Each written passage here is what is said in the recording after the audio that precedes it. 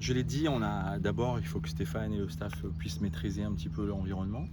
Et donc le stage va être important. On va partir 10 jours quasiment sur Deauville. Et là, j'attends de lui qu'il puisse avoir une autre analyse, une autre synthèse des forces en présence.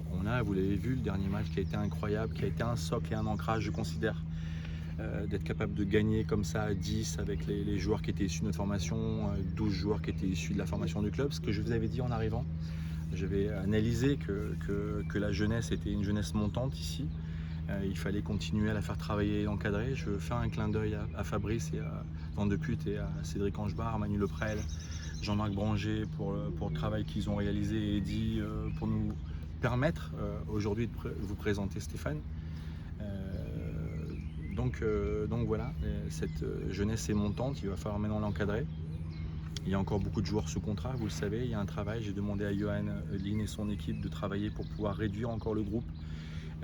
Pas simplement dans une stratégie de finance, mais une stratégie de travail comme a l'habitude de le faire Stéphane et son staff, c'est d'avoir un groupe plus resserré, 22 joueurs de champ et 3 gardiens, 23 joueurs de champ et 3 gardiens.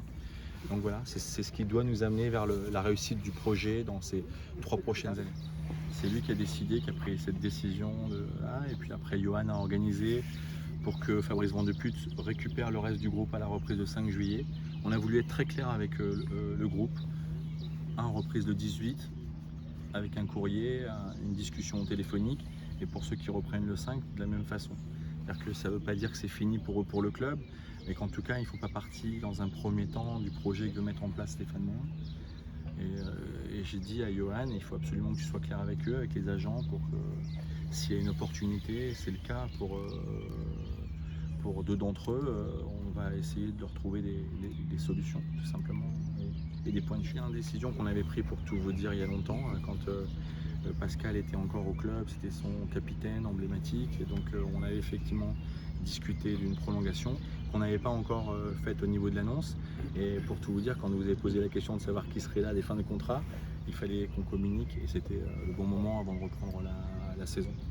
Il y aura d'autres annonces sur des joueurs qui sont là aujourd'hui dans le groupe et sur lesquels on va pouvoir vous annoncer les premiers contrats pro dans un deuxième temps, si vous êtes d'accord.